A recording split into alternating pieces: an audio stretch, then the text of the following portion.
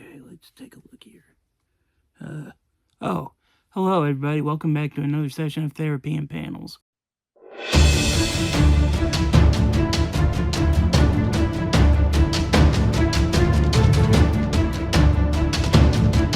It is the continuation of crossover month here, and according to the strangely absent panel bot, apparently, for some reason, the multiverse is collapsing, and the best way to help save it is, for some reason, I gotta review some crossover books.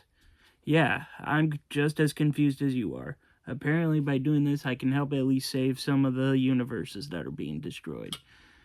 We've already saved the Marvel and the Transformers universes. Today, I guess we're going to attempt the Archie universe, as we get a very strange crossover, as you can see right here, with the Punisher meets Archie. I tried my best to find the reason for this being made, but the best I could find was that it was originally brought up as a joke, but then with a little work, the project got made. So I guess we'll just see how a crossover like this could possibly work as we take a look at the Punisher meets Archie #1. My cover is okay. I think it's supposed to be a homage to Amazing Spider-Man #129. I personally would have added more of the sniper scope on Archie here, and it would have been perfect, but that's just my opinion. We begin in New York as the Punisher is chasing a trench-coated figure through the streets, only to lose him in a train station as he is booking a one-way ticket to Riverdale. And it is also revealed to us that this figure looks an awful lot like Archie. I'm gonna guess this is less successful twin brother, Arthur Andrews. Meanwhile, in Riverdale, Archie is picking up Veronica for a date when he is sprayed with a water gun by her cousin Leroy. Archie tries to retaliate with a nearby hose, but accidentally hits Veronica, who promptly dumps him on the spot. Archie walks off thinking he'll just go see if Betty will go to the dance with him instead. Yes, the perfect thing to do for when you get dumped by the girl you were trying to go out with. Time for just to go on to the next girl, I guess. Seriously, how do people like this guy? Unknown to Archie, however, he is being followed by two men in a car. Back at Veronica's, her father introduces her to a visiting businessman named Melvin J., revealed to be the guy from the beginning Frank was chasing. He claims to be settling down in Riverdale, and because Veronica has a type, immediately asks him out to the dance that night. That night at the dance, Melvin is spotted by a guy named Scotter, can't read my own handwriting, who sells out criminals for cash. And apparently hangs around high school dances hoping that situations like this come. Meanwhile, the Punisher and Microchip have arrived in town looking for Melvin, revealed to be a drug-running mob boss named Red Fever. Surprisingly, Frank has made a deal with the government to bring him in alive in exchange for a full pardon. We then cut to Pops, where Archie and Jughead are hanging out, not having dates to the dance, when they get abducted by two mobsters mistaking Archie for Red. Punisher rams the car, stopping the abduction, and Archie wakes up to the Punisher in front of him with darkened pants when Frank realizes he has the wrong guy. That's for playing with those girls' emotions for the past 80 years. Jughead pulls a distraction, allowing the boys to escape to the police station. They try to explain that the Punisher is in town, but I guess due to Archie pulling things like this in the past, the cops don't believe him and instead take the boys over to the dance.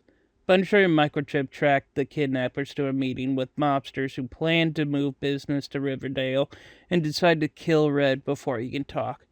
Punisher also overhears that Red is at the dance, so he heads over there after dealing with the cops due to them being called for parking in the teacher's driveway. Not even vigilantes can get through to the power of the Karen. At the dance, Archie learns that Veronica's date looks like him, which I guess somehow convinces everyone that something dangerous is happening, and they rush inside to warn her.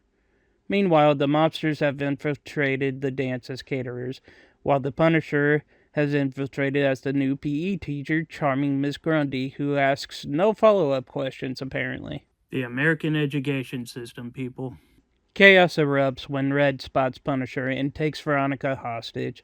Archie tries to call the police, but gets mistaken for Red again and is nearly shot, only to be saved by Frank. Red escapes with help from a confused Moose.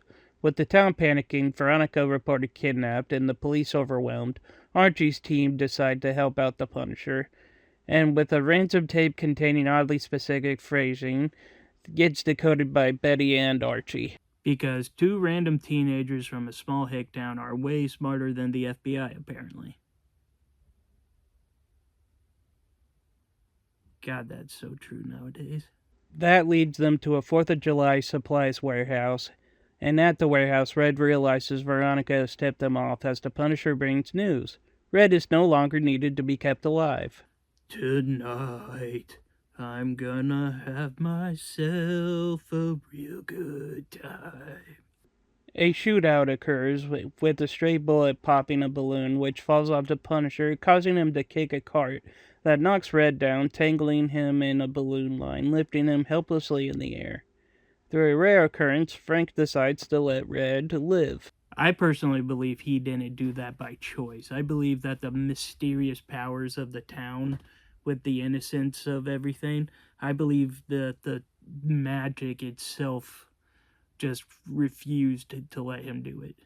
The next day, Punisher and Microchip leave for Gotham City, as we end the issue showing elsewhere a grumpy, metal-clawed individual looking for a dangerous mutant that resembles Jughead.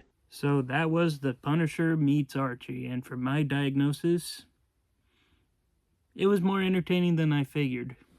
The writing can be corny at times, but that's kind of a given when it comes to Archie characters. But I do feel like this story can work well as both a Archie and Punisher story alone. This also does really well with respecting both franchises, which is always a plus for me when doing crossovers such as this. It was surprisingly a more entertaining read than I thought it was going to be.